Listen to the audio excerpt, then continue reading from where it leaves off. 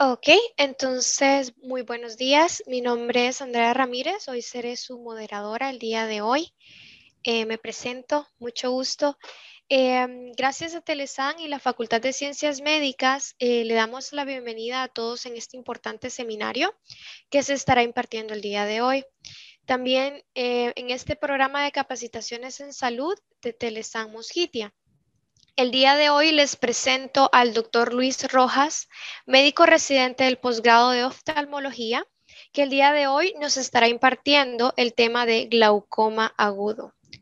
Para dar inicio a dicho seminario, me encantaría solicitarles a los integrantes o a los espectadores si me podrían solo poder ayudar con escribir su nombre completo en el chat para poder también tomar asistencia y para poder tener sus certificados.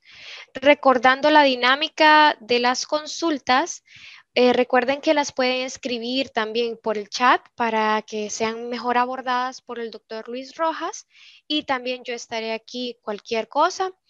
Le cedemos la palabra al doctor Luis Rojas en este momento. Bienvenido, doctor. Muchas gracias por darnos su apoyo en este gran seminario y por poder aportar a la teleeducación.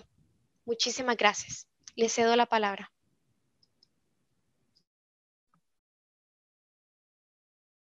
Buenos días a todos, muchas gracias por la invitación. En el día de hoy vamos a hablar sobre un tema muy importante que es considerada una urgencia oftalmológica por el hecho de que requiere tratamiento de inicio rápido, la instauración de un tratamiento oportuno para poder disminuir la incidencia de déficit visual secundario al glaucoma agudo. Para hablarles un poco acerca de la división del glaucoma, tenemos los glaucomas agudos y los glaucomas crónicos. El día de hoy vamos a ver el glaucoma agudo, que para tener algunas consideraciones anatómicas, recordando un poco la anatomía del ojo, tenemos varias estructuras divididas en segmento anterior y el segmento posterior. Con el segmento anterior vamos a tener lo que es la córnea, y el espacio que se encuentra entre la córnea y el iris, me voy a poner un puntero, el espacio que se encuentra entre la córnea y el iris se conoce como cámara anterior. El ángulo que forma la córnea con el iris es el ángulo de la cámara anterior, muy importante porque el hecho de que haya un bloqueo en el ángulo de la cámara anterior, que el iris se pegue hacia adelante y ocluya el mecanismo de salida del líquido del ojo, que es el humor acuoso, nos va a condicionar el hecho de que suba la presión arterial, la presión intraocular de manera aguda y se nos forme un glaucoma agudo. Luego tenemos la cámara posterior, el cristalino y el cuerpo ciliar. La importancia del cristalino es que en ocasiones hay bloqueos pupilares secundarios a que el cristalino, por la edad o porque hubo un proceso inflamatorio, se pegó con la pupila, se bloqueó el mecanismo de salida del humor acuoso de la parte posterior del ojo hacia la parte anterior, se empieza a acumular líquido en la cámara posterior y esto nos empuja el iris hacia adelante, haciendo que se forme un bloqueo pupilar. ¿Qué nos va a favorecer esto? Que suba la presión intraocular y que los vasos retinianos sufran aplastamiento por la presión intraocular y nos puede generar que haya una oclusión venosa, una oclusión arterial, un daño en la capa de fibras nerviosas que nos va a llevar a un daño irreversible en el nervio óptico. Lo vamos a tomar como que es un grupo de glaucomas que se caracteriza por obstrucción mecánica del flujo de salida del humor acuoso, causando aumento de la presión intraocular y se considera una urgencia oftalmológica.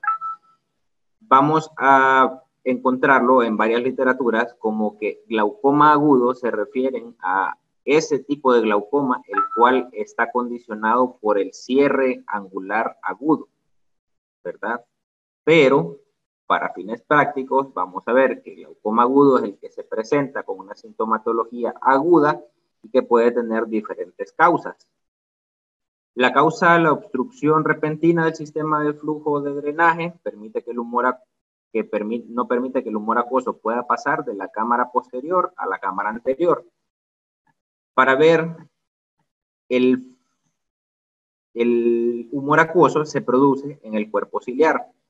Del cuerpo ciliar pasa en este espacio de la cámara posterior hacia la cámara anterior a través del espacio que queda entre el cristalino y el iris, para luego fluir hacia el ángulo írido corneal. Se drena por ese espacio de la cámara anterior por una estructura que hay ahí que se llama malla trabecular. Muy importante en el mecanismo de drenaje, porque en él se drena cerca del 70-80% del humor acuoso que se produce en el ojo. Su principal consecuencia es que el ángulo que forma el iris y la córnea, que es el punto de encuentro, ¿verdad?, se estrecha o se cierra por completo. Aquí vemos una serie de estructuras que conforman el ángulo que nosotros lo podemos evaluar al momento de hacer la evaluación oftalmológica. Esto no se puede hacer de manera ambulatoria. Les voy a enseñar una manera que se puede sospechar de manera ambulatoria que el paciente puede estar teniendo un glaucoma por cierre. Y tenemos 4 estructuras importantes que conforman el ángulo, la cual es la banda del cuerpo ciliar, el espolón escleral, que es la línea blanca que le sigue, la malla trabecular, que es esa línea más pigmentada que ven, que por ahí es donde fluye el humor acuoso, y otra línea que está más adelante que se llama la línea de Schwalbe. Es importante porque por ahí drena el humor acuoso y el daño en alguna de estas estructuras puede generar el cierre, ya sea del sistema de drenaje del ojo de manera aguda o de manera crónica. Hay una clasificación que tenemos que es según el cierre o la apertura del ángulo. Cuando tenemos las 4 estructuras es un ángulo abierto, que hay muy pocas probabilidades de que el paciente pueda generar un glaucoma agudo. Tenemos un grado 3 que vemos 3 estructuras, un grado 2 que vemos 2 estructuras, un grado 1 que vemos una estructura solamente, y un grado 0 en el cual no vemos ninguna estructura, un ángulo completamente cerrado, que el paciente está con una inminente amenaza de oclusión del ángulo. Es bastante frecuente, se produce aproximadamente 4 millones de casos de ceguera, es más frecuente en las mujeres, en pacientes de edad avanzada, por los mecanismos que ya les expliqué. Es más frecuente en pacientes asiáticos, esquimales, en pacientes que tienen ojos pequeños. El paciente que tiene un familiar que ha padecido de algún tipo de glaucoma, ya sea un glaucoma crónico o un glaucoma agudo, pacientes con ojos pequeños o pacientes hipermétropes, que ustedes lo ven que usan unos lentes con aumentos positivos. Y algunos fármacos también nos van a generar un bloqueo pupilar. Dentro de ellos, especialmente los fármacos que están relacionados con generar una midriasis media farmacológica, ¿verdad? Como los anticolinérgicos, el uso de antihistamínicos, el uso de benzodiazepinas, y dentro del uso ya oftalmológico, los fármacos propiamente que son para dilatar o midriáticos. Una cámara estrecha también que nos mida menos de 3 milímetros. El paciente que tuvo un cuadro de glaucoma agudo en un ojo es bastante probable que pueda tener un glaucoma agudo en el ojo contralateral.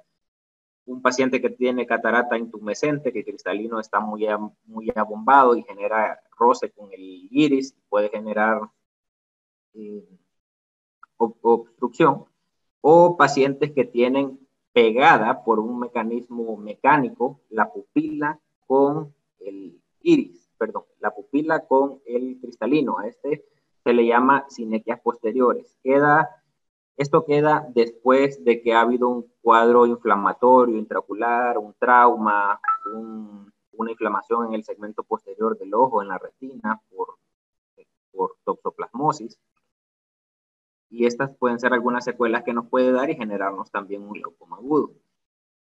Se ha visto también que se ha presentado de manera frecuente en pacientes que han tenido algún tipo de estrés emocional, probablemente por la intervención de neurotransmisores que generan cierta midriasis, y el hecho de trabajar en lugares con poca iluminación nos hace que la pupila esté parcialmente dilatada y esto nos puede generar un glaucoma agudo.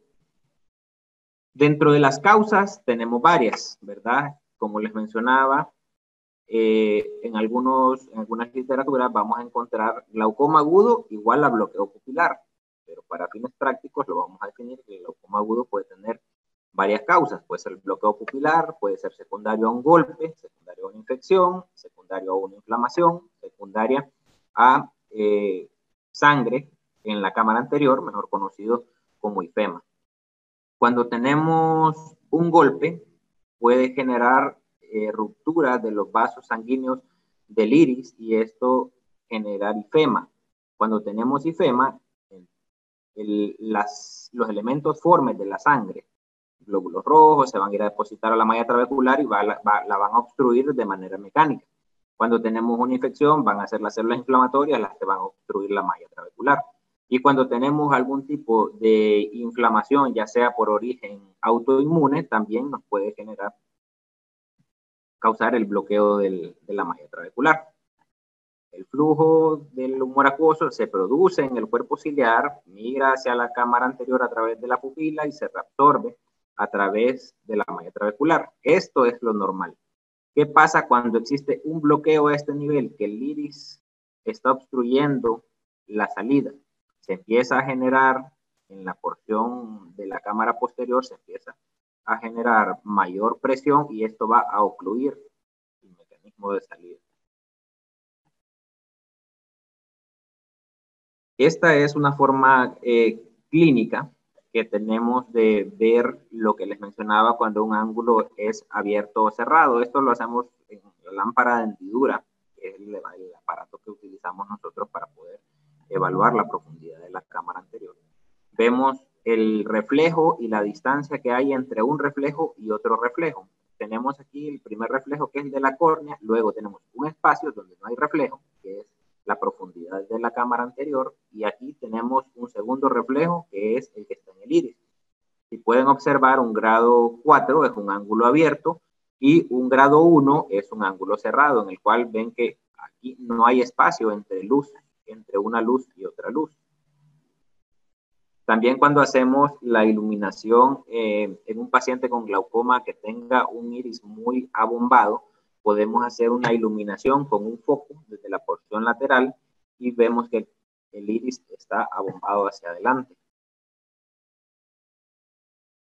El mecanismo de lesión que causa es por aumento de la presión intraocular, que va a comprimir los vasos retinianos, va a comprimir las fibras nerviosas del nervio óptico y eso es lo que nos va a generar permanente. Es más frecuente por bloqueo pupilar. El cierre angular por desplazamiento adelante de la base del iris, la imagen que les acabo de mostrar, que va a causar aumento de la presión. ¿Qué vamos a encontrar en estos pacientes? El paciente se va a encontrar con dolor ocular intenso de pocas horas de instauración normalmente, con pérdida de la agudeza visual de manera variable, dependiendo de qué tan alta tenga la presión, dependiendo de qué tanto esté opaco el cristalino, qué tanto esté opaca la córnea. No todos los ojos responden igual, entonces no todos los ojos van a tener igual agudeza visual. El paciente se va a presentar con ojo rojo, con náuseas, con vómitos, con cefalea micraniana del lado de la obstrucción en la rama que pertenece al nervio trigémino. Va a ver, por el edema que hay en la córnea, la visión borrosa va a generar halos de colores alrededor de las luces. Un bombillo no lo van a ver redondo, sino que lo van a ver con varios halos de colores. El dolor va a ser intenso y al momento de que se haga dígito presión, que nosotros hagamos la presión intraocular, calculemos la presión intraocular por el método de la tensión táctil, que es hacer como una especie de peloteo en el ojo para tomar la presión intraocular, vamos a palparlo que está de una consistencia rígida, bastante aumentada, y dependiendo de la presión va a ser más rígido.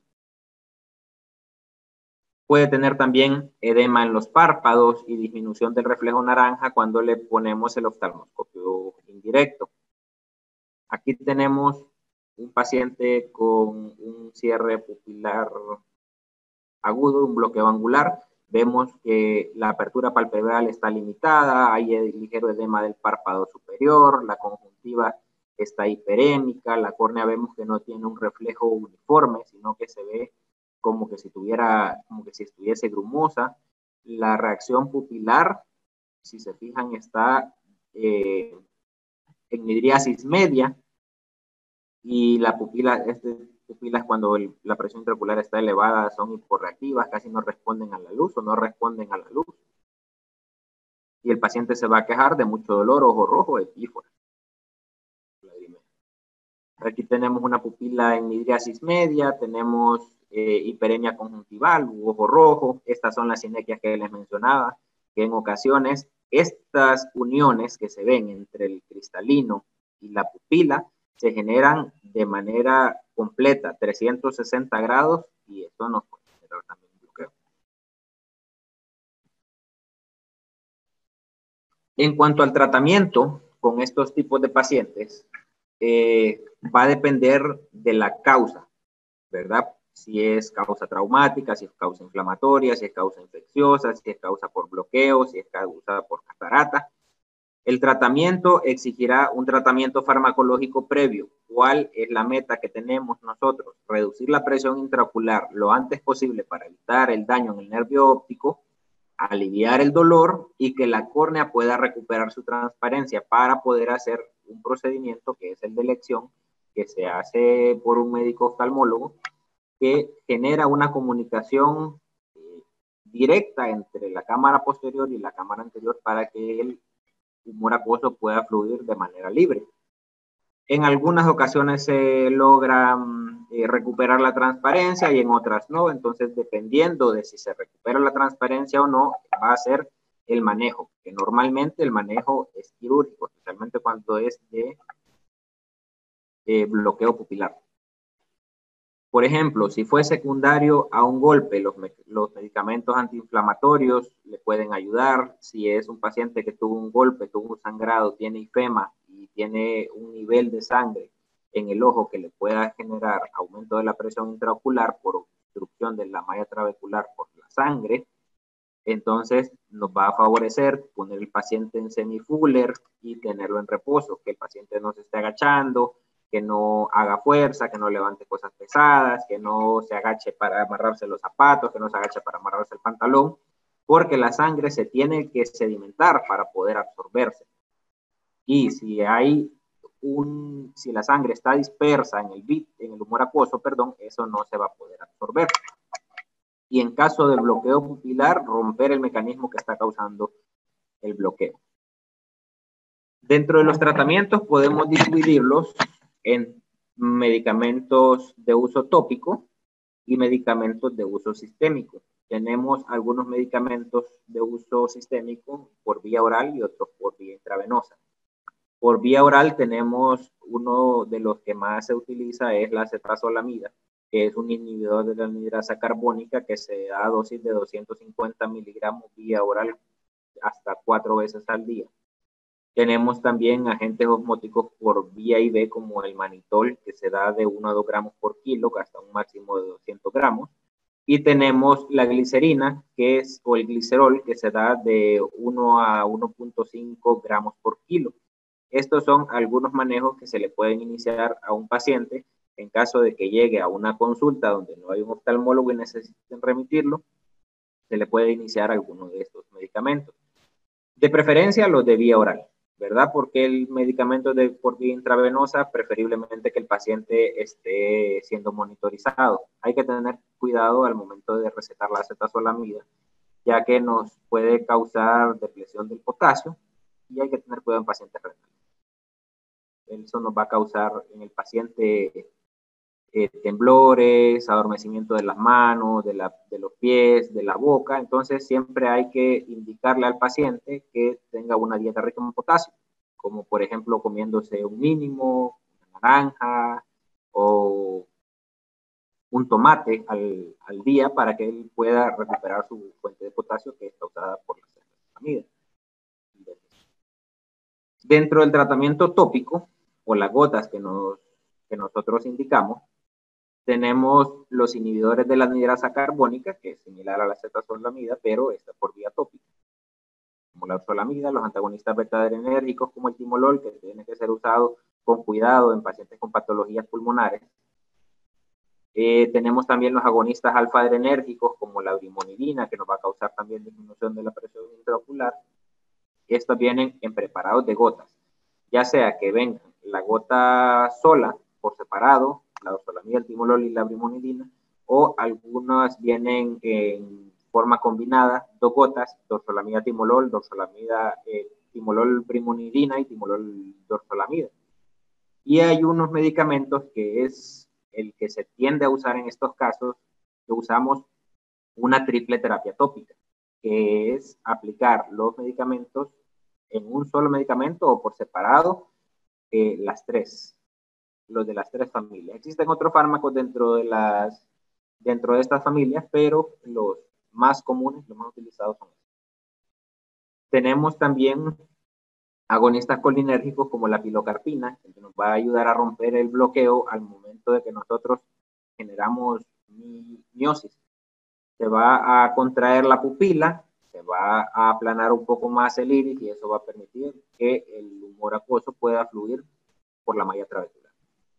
Como es un proceso inflamatorio bastante agudo, nos vamos a ver favorecidos también con el uso de esteroides tópicos como la prednisolona o como la dexametasona, importantes para la inflamación e importantes para el dolor.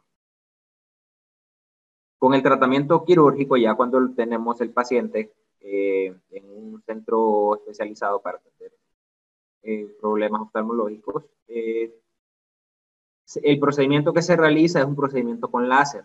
Se llama iridotomía periférica láser, que comunica la cámara posterior con la cámara anterior, permitiendo que el humor acuoso pueda fluir de manera libre para que pueda abandonar el ojo a través de la malla trabecular.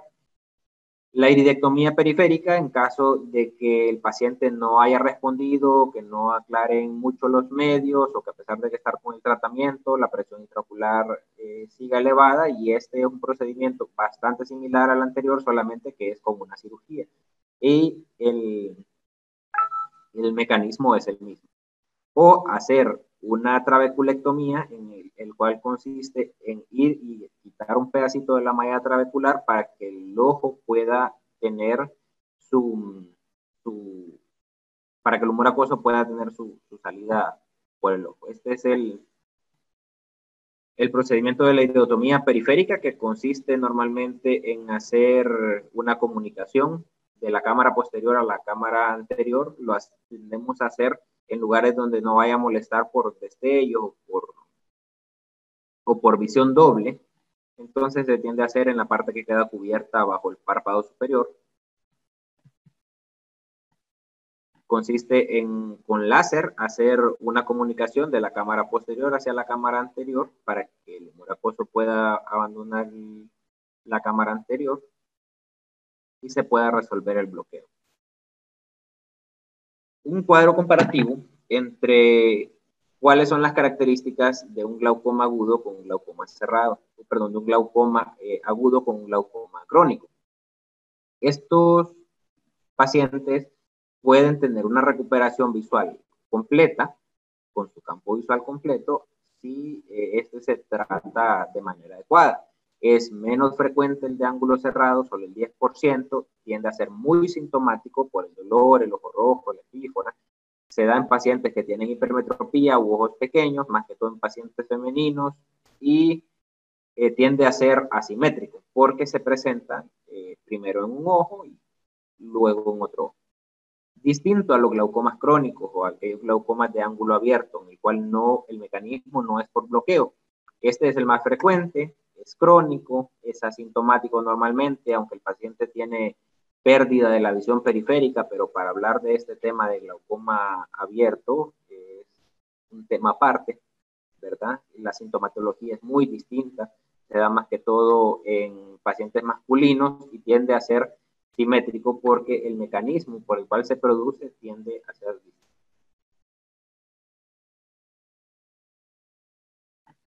Esto era lo que traíamos para hoy. Muchísimas gracias, doctor Ruiz. Ahorita vamos a abrir el espacio de las dudas y preguntas que tengan los participantes. Entonces, no sé si pueden activar todos su audio o levantar la mano para quien tenga alguna consulta para el doctor Luis aquí.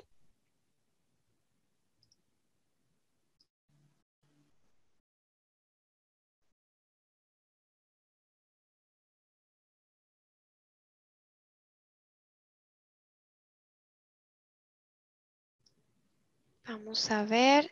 Hay 6 participantes.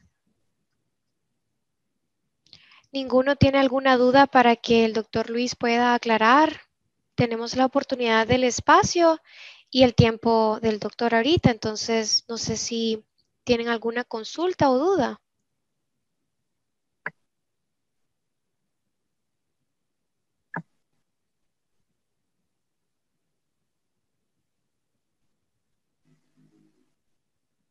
Parece que no, doctor. Gracias, que les quedó No. todo claro. Muchas gracias, doctor, por todo, por su tiempo. Más que todo, estuvo muy entretenida el seminario, la verdad, la charla. Si no hay más consultas, estaríamos dando por finalizada la jornada del día de hoy, agradeciéndole también por todo, por su disposición y para poder capacitar y actualizar al personal de salud en este día. Muchísimas gracias, doctor Luis. A la orden. Cualquier consulta estamos a la orden. Gracias, que tengan buen día a todos y eso sería todo por hoy. Muchísimas gracias por tu participación. Gracias. Adiós.